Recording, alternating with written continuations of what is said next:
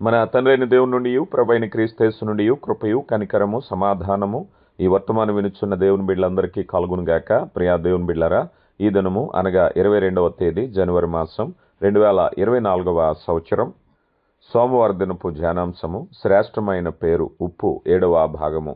ప్రియా దేవుని బిడ్డలారా, అనుదినము అందించబడుతున్నటువంటి ఆత్మీయ వర్తమానాల ద్వారా మీరెంతగానో ఆశీర్వదింపబడుతున్నారని, ఆత్మీయంగా బలపడుతున్నారని మేము విశ్వసిస్తున్నాం, ప్రార్థిస్తున్నాం. ఈ ఆత్మీయ ప్రసంగాలు మీ ఆత్మీయ అభివృద్ధిలో, మీ సువార్త ప్రకటనలో ఉపయోగకరంగా ఉండాలని మేము ప్రార్థిస్తున్నాం. ప్రియులారా, దేవుని సహాయం కొరకు ప్రార్థనతో ఈ యొక్క కార్యక్రమాన్ని ప్రారంభించుకుందాం. మీ బైబిల్ మీ చేతిలో పట్టుకోండి, తలలో వంచండి, కండ్లు మూసుకోండి, ప్రార్థించుకుందాం. మహాగణుడును గొప్ప దేవ, ప్రేమ కలిగిన మా కన్న తండ్రి, మీ ఘనమైన శ్రేష్టమైన నామానికి మహిమ చెల్లిస్తున్నామయ్యా. కృప చూపే దేవ, శాశ్వతమైన పవిత్రమైన ప్రేమ చేత మమ్మల్ని ప్రేమిస్తూ మీ కృపలో బలపరుస్తున్న రీతిని బట్టి మీకు మహిమ చెల్లిస్తున్నాం. అయ్యా, మేమేమైతే ఉన్నామో అది కేవలం మీ కృప మాత్రమే. మీ కృపను బట్టి ఆశ్చర్య కార్యాలు జరిగిస్తున్న దేవా, మీ సంకల్పంలో మేము ఉండాలని, మీరు మా కొరకు నాయన సిద్ధపాటు చేసిన వాటిని స్వతంత్రించుకోవాలని మీ కృప చెప్పున మమ్మల్ని నడిపిస్తున్నారు. అనేక మార్లు తిరుగుబాటుదారులుగా, విశ్వాసము లేని వారుగా ఉంటున్నప్పటికీ మీ కృప చేత మమ్మల్ని బలపరుస్తున్నారు.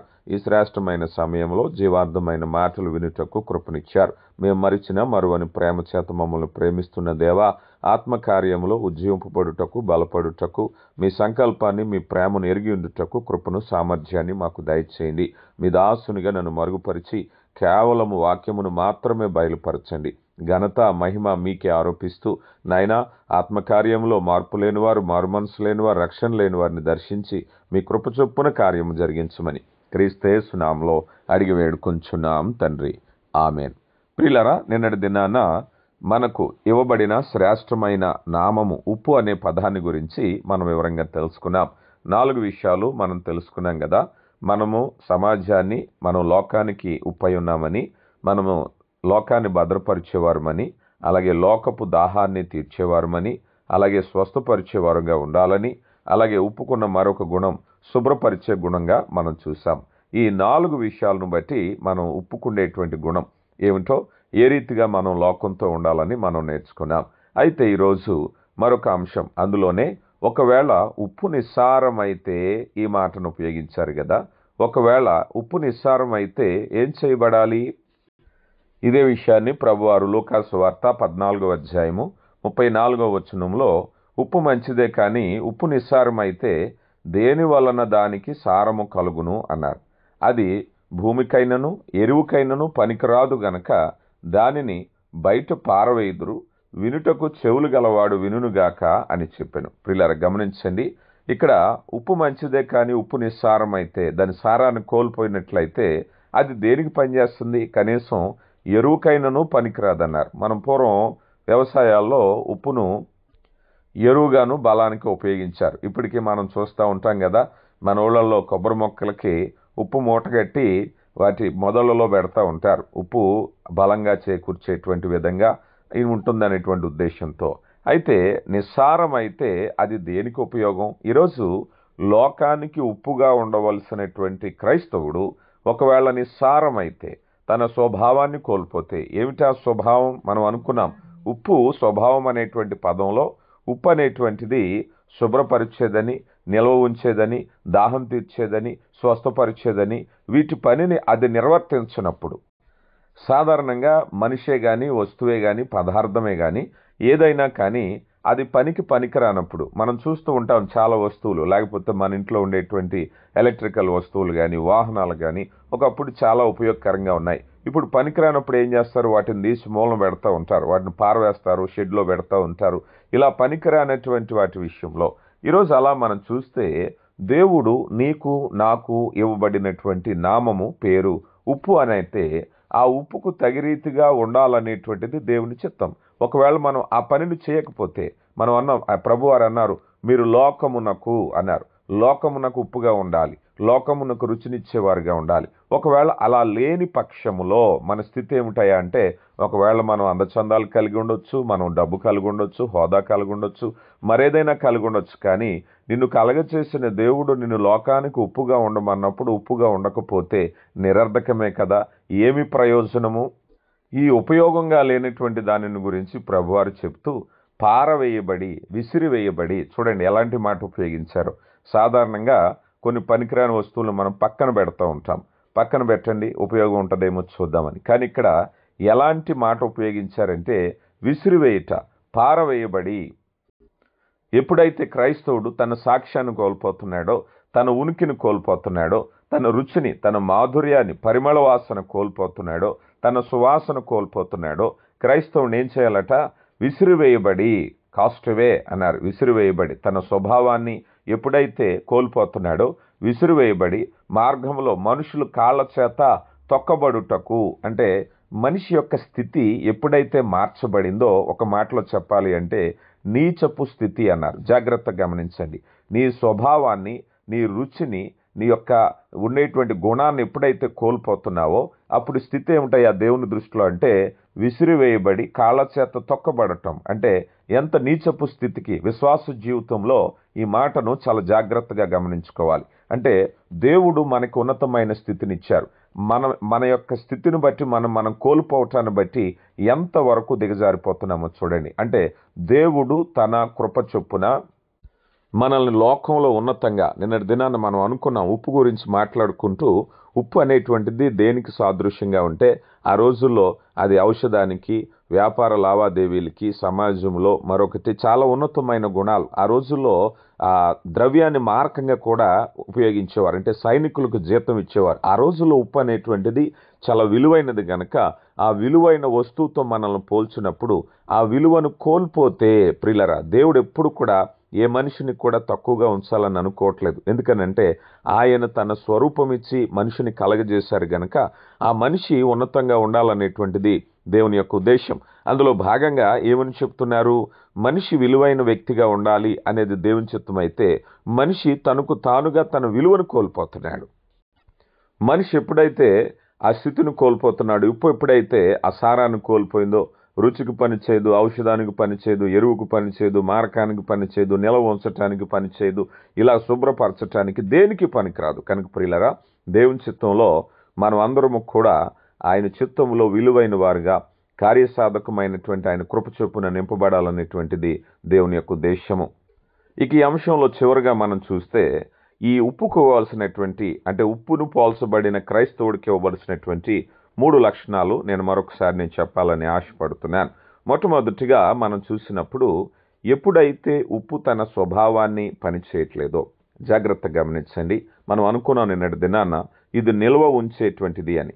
సాధారణంగా బైబిల్ గ్రంథంలో మనం చూస్తే చెడిపోయిన, పడిపోయిన స్థితి అనేటువంటిది బైబిల్ గ్రంథంలో 85 సార్లు మనం చూస్తూ ఉంటాం. అంటే దీనికి ఎలాంటిదయ్యా అన్నట్లయితే చాలా వరకు చెడిపోయిన, కుళ్ళిపోయిన, పాడైపోయిన ఇలాంటి పదాన్ని ఉపయోగిస్తూ ఉంటాం. అవి కూరగాయలే కావచ్చు, మాంసమే కావచ్చు, వండిన పదార్థాలే కావచ్చు, ఏవైనా సరే పాడైపోతూ ఉంటాయి. వాటిని నిల్వ ఉంచడానికి ఉప్పు అనేది మనం ఉపయోగిస్తూ ఉంటాం కదా. అలాగా ఈ పాపయుక్తమైనటువంటి ప్రపంచంలో ఉప్పు పని చేయకపోతే, ఉప్పు నిస్సారమైతే, క్రైస్తవుడు తన పని తను చేయకపోయినట్లయితే, తన బాధ్యతను తను నిర్వర్తించకపోయినట్లయితే అదేమవుతుందయ్యా అన్నట్లయితే సమాజము పాడైపోతుంది. ప్రియులారా, ఈరోజు సమాజం పాడైపోవటానికి క్రైస్తవుడు తన బాధ్యత తను తీసుకోవాలి. సమాజంలో ఒక మాదిరికరంగా జీవించలేకపోవటాన్ని బట్టే, ఉప్పుగా లేకపోవటాన్ని బట్టే ఈరోజు ప్రతివారు కూడా లోకాన్ని, సమాజాన్ని నిందిస్తూ ఉంటారు. కానీ ఎప్పుడైనా నువ్వు ఉప్పుగా నీ పని నువ్వు ప్రారంభించావా? ఉప్పు సరిలేకపోవటాన్ని బట్టే. చూడండి, ఒకసారి మనం ఒకవేళ ఏదైనా ఒక ఊరగాయ పచ్చడి పెట్టాం, అన్ని దినుసులు ఉన్నాయి అందులో సమృద్ధిగా, ఉప్పు సరిగా లేకపోతే, అది పాడైపోతే, అది నిల్వ లేకపోతే, అది బూజు పడితే దాని యొక్క కారణం ఏమిటయ్యా అంటే ఉప్పు తన బాధ్యతను తన నిర్వర్తించకపోవటం అనేది మనం చూస్తాం. అలాగే ఆత్మీయ జీవితాల్లో, లోకంలో మనం చూస్తున్నప్పుడు ఈ లోకంలో మనం ఉప్పుగా ఉండాలి అని అంటే ఈ లోకాన్ని నిలువపరచటానికి, భద్రపరచటానికి ఉప్పు తన పని తను చేయాలి కదా. ఒకవేళ నువ్వు చుట్టూ ఉండేటువంటి ప్రపంచంలో చాలా మంది ఉన్నప్పటికీ ఉప్పుగా నీ బాధ్యత చాలా విలువైనటువంటిది. ప్రియులారా, గమనించండి. అందుకొరకు ముఖ్యంగా మనం చూసినట్లయితే అపోస్తులైనటువంటి పేతురు గారు రాసిన 2వ పత్రిక 1వ అధ్యాయము 4వ వచనంలో, పేతురు గారు రాసిన 2వ పత్రిక 1వ అధ్యాయము 4వ వచనంలో, ఆ మహిమ గుణాతిశయమును బట్టి ఆయన మనలను అమూల్యమును అత్యధికమునైన వాగ్దానములు అనుగ్రహించుచున్నాడు. దురాశను అనుసరించుట వలన లోకమందున్న భ్రష్టత్వమును ఈ వాగ్దానము మూలముగా మీరు తప్పించుకుని దేవ స్వభావమునందు పాలివారగుటకు వాటిని మీకు అనుగ్రహించెను అన్నారు. ప్రియులరా, ఆయన మహిమా గుణాతిశయమును బట్టి ప్రియులరా గమనించండి, ఈ లోకంలో మనం దేవ స్వభావము పాలగినట్టు వాటిని మనకు అనుగ్రహించెను. ఆయన గుణాతిశయమును, ఆయన దైవత్వాన్ని మనం లోకానికి కనిపించినప్పుడు, చూపించినప్పుడు, ఆయన రుచిని లోకానికి చూపించినప్పుడు లోకాన్ని భద్రపరచగలిగిన వారమై ఉంటాం. తర్వాత మరొక విషయం ఏమిటయ్యా అంటే, చాలా మందిలో ఉండే భావము, నేను ఏ పాటి పని చేయగలను, లోకంలో వ్యతిరేకులు ఎక్కువ ఉన్నారు, లోకంలో సమస్యలు ఎక్కువ ఉన్నాయి, లోకంలో లోకానుసారంగా బ్రతికే వాళ్ళు ఉన్నారు, నా ఒక్కడి వల్ల అవుతుందా, అందరిలో నేను ప్రత్యేకించి నేను బ్రతకగలనా అని అంటే, ఉప్పుకున్నటువంటి శక్తి, పవర్ ఎలాంటిదయ్యా అంటే, మీరు చూడండి, ఏదైనా ఒక వంట వండుతున్నారు, ఉదాహరణకి బిర్యానీ వండుతున్నారు. బిర్యానీలో మనం రైస్ ఎంత వేస్తాం, లేకపోతే సాల్ట్ ఎంత వేస్తాం చెప్పండి. ఎందుకంటే ఇంత బిర్యానీ ఉంది కదా అనుకుందాం, మనం ఒక 70 కేజీలు బిర్యానీ వండుతున్నారు. 70 కేజీలు బిర్యానీలో 70 కేజీలు ఉప్పు వేయం కదా, ఉప్పు కొద్దిగా చాలు. ఉప్పు ప్రభావం అధికమైనటువంటిది. నువ్వు ఏ రకమైనటువంటి వంట వండినా అందులో ఆ వంట వండేటటువంటి, అది కూరే కానీ లేకపోతే అన్నమే కానీ మరొక వంటే కానీ, ఆ స్థాయిలో ఉప్పు ఎక్కర్లొద్దు, కొద్దిగా చల్లితే సరిపోతుంది దాని మీద. అంటే దాని ప్రభావము ఎంత ఉంటుంది అనే విషయాన్ని మనం చాలా జాగ్రత్తగా గమనించాలి. ఒకవేళ నువ్వు వ్యతిరేకుల మధ్య లేకపోతే క్రీస్తుని ఎరగని వారి మధ్య ఉన్నట్టయితే నువ్వు అనుకోవచ్చు, అమ్మో ఇంతమందిలో నా ఒక్కడి వల్ల అవుతుందా అంటే, నువ్వు ఉప్పువి అనే విషయాన్ని మర్చిపోవద్దు. నువ్వు కొద్దిగా ఉన్నా కూడా దేవుడు నీ ద్వారా ఘనమైనటువంటి ప్రభావాన్ని దయచేసేటటువంటి వాడు కనుక ప్రియులరా, దేవుని చిత్తంలో మనం చూస్తే సొదొమ గొమొర్రా పట్టణం నాశనం అయ్యే సమయంలో అబ్రహాము గారు దేవునితో మాట్లాడేటప్పుడు, అయా ఈ పట్టణాన్ని 50 మంది నీతిమంతులు అన్న దగ్గర నుంచి కొద్ది మందిగా నీతిమంతులున్న ఈ పట్టణాన్ని నేను నాశనం చేయనని దేవుడు చెప్పటం మనం చూస్తూ ఉంటాం. అంటే దేవుని చిత్తంలో ఉప్పు యొక్క విలువ అనేటువంటిది మనం చూస్తూ ఉన్నాం. అలాగే వ్యతిరేకమైన లోకరీతైనటువంటి ప్రపంచంలో ఉప్పుగా నీ పని ఎలా చూడాలి అన్నప్పుడు బైబిల్ గ్రంథంలో కొన్ని ఉదాహరణలు మనం చూసినట్లయితే, మనం నోవాహు గారి కాలంలో నోవాహు గారు ఉప్పుగా ఉన్నారు. మీరు జాగ్రత్తగా గమనించినట్లయితే ఆ తరము వారిలోనే యథార్థవంతుడు, నిందారహితుడు, దేవుని కృప పొందుకున్నవాడు. చూడండి, ఉప్పు యొక్క ప్రభావం. వాస్తవానికి దేవుడు ఈ భూమిని సమూల నాశనం చేయాలి అని అనుకున్నారు. కానీ ఆ సమయంలో లోకంలో ఉప్పుగా కనిపించారు నోవాహు గారు. అందుకని లోకంలో అక్కడుండేటువంటి జనాభా నశించారు, కానీ మానవ మనుగడను మాత్రం మరలా కొనసాగించాలని వారి కొరకు ఒక ఓడను తయారు చేసి మరలా సృష్టిని భద్రపరచడానికి దేవుడు కృపనిచ్చారు. కారణం ఏమిటో తెలుసా? లోకము ఆ ఉప్పు చేత నిలువ చేయబడాలి కదా, అది నశించిపోకూడదు. అందుకని ఆ రోజుల్లో నోవాహు గారు ఉప్పు వలె ఈ భూమిని, ఈ సృష్టిని కాపాడడానికి ఉపయుక్తంగా పనిచేశారు. ప్రియులారా గమనిస్తున్నారా? ఇదే కదా దేవుని యొక్క ఉద్దేశంలో ఉప్పుగా మనం లోకాన్ని భద్రపరచాలి అనేటువంటిది. అలా మనం చూసినప్పుడు లోకంలో ఒకవేళ ఎంతమంది ఉన్నా ఉప్పు ప్రభావం ఎలాంటిదంటే చూసాం.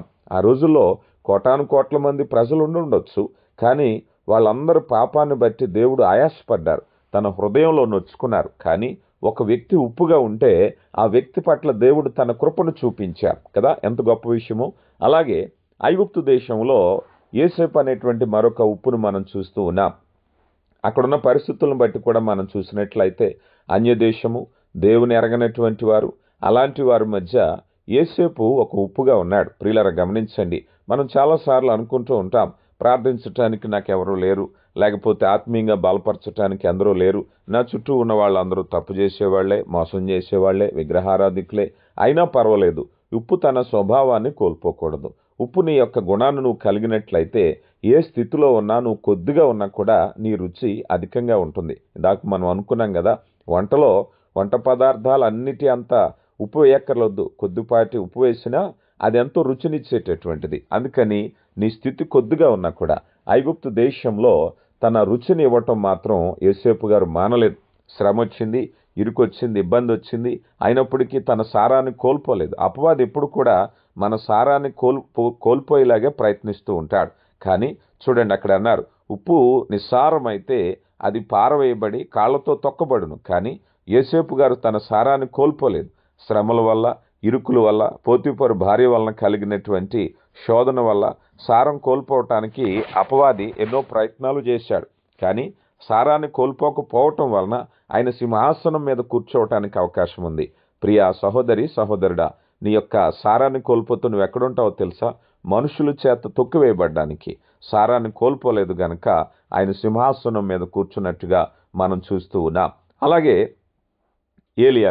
ఏలియా గారు మనం చూసినట్లయితే కర్మేలు పర్వతం మీద సుమారుగా ఒక రాజ్యము, రాజు, ప్రజలు, ప్రవక్తలు అందరూ ఉన్నారు. కానీ ఒక్కడిగా కర్మేలు పర్వతం మీదకి ఏలియా వెళ్ళినప్పుడు ఏలియా పరిస్థితిని మనం చూస్తే ఏమనిపిస్తుందో తెలుసా?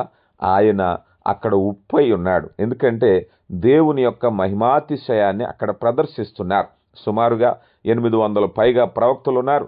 ఆ ప్రవక్తలందరూ కూడా ఎదురుగా నిల్చున్నారు. కానీ దేవుని పక్షంగా నిలవబడినటువంటి ఒకే ఒక ప్రవక్తగా ఏలియా ఉప్పుగా అక్కడ ఉన్నాడు. ఉప్పుగా ఉండి ఇదిగో వారితో వాదించాడు, గెలిచాడు, దేవుణ్ణి మహిమపరిచినట్లుగా మనం చూస్తూ ఉన్నాం.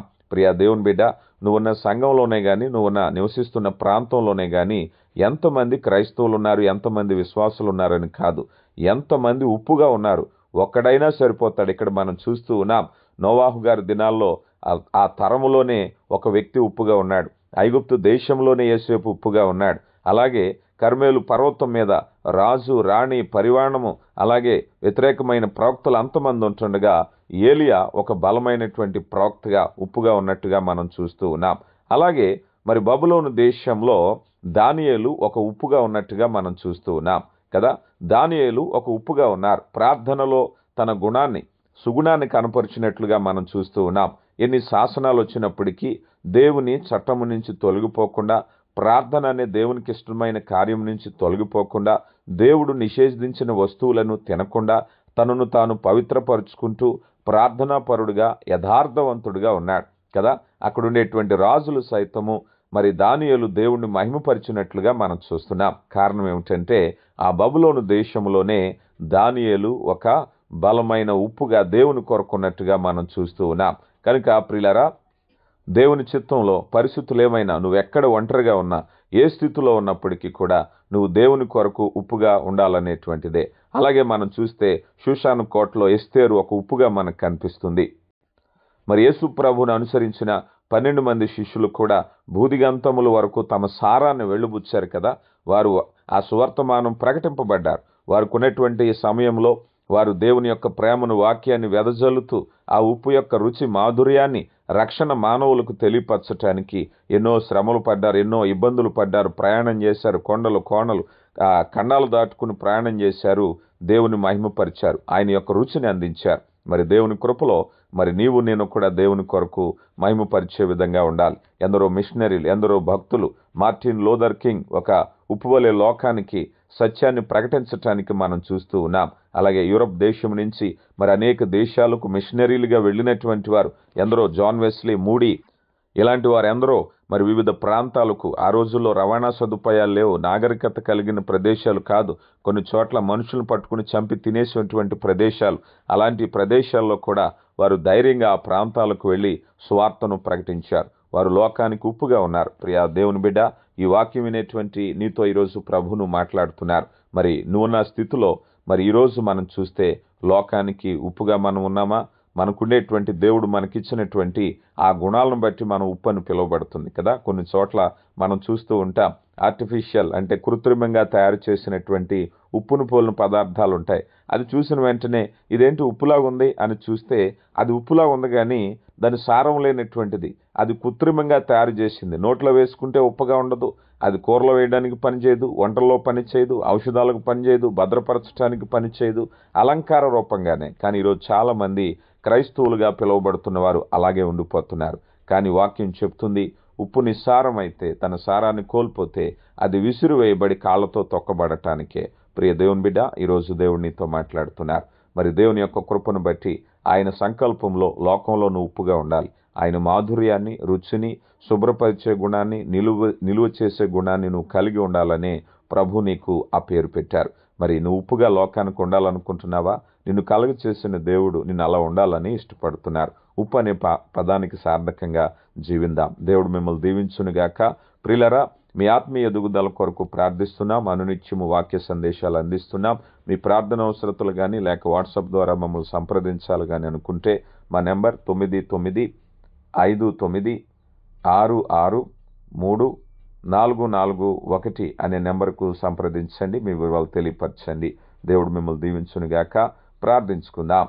కృప కలిగిన దేవ, ప్రేమ నమ్మకం కలిగిన మా కన్న తండ్రి, మీ ఘనమైన శ్రేష్టమైన నామానికి మహిమ చెల్లిస్తున్నామయ్యా. ప్రేమ కలిగిన దేవ, జీవార్థమైన మాటల చేత మమ్మను బలపరిచి సర్వసత్యములోనికి నడిపిస్తూ విశ్వాసంలో బలపరుస్తున్న తండ్రి, మీకే మహిమ చెల్లిస్తున్నామయ్యా. విత్తబడిన వాక్యాన్ని ఫలింపులోనికి నడిపించండి అయ్యా. వాక్యాన్ని విని విడిచిపెట్టకుండా గాయకుని జీవించటానికి కృపద ఇచ్చేయండి. వాక్యాన్ని విన్న బిడ్డలను దీవించండి అయ్యా. విన్నటువంటి బిడ్డలు మరలా సువార్తలో భాగంగా ఈ వాక్యాన్ని అనేకులకు పంచుతుంటుండగా సువార్త ద్వారా వచ్చే ఆశీర్వాదాల చేత నింపండి అయ్యా. మీరే మహిమా ఘనత పొంది మమ్మల్ని ఆత్మీయ లోతుల్లోనికి మమ్మల్ని నడిపించి బలమైనటువంటి శక్తి కలిగిన లేఖనాలతో మమ్మల్ని బలపరచమని, మీరే మహిమా ఘనత పొందమని క్రీస్తు నామములో అడిగి వేడుకుంటున్నాం తండ్రి.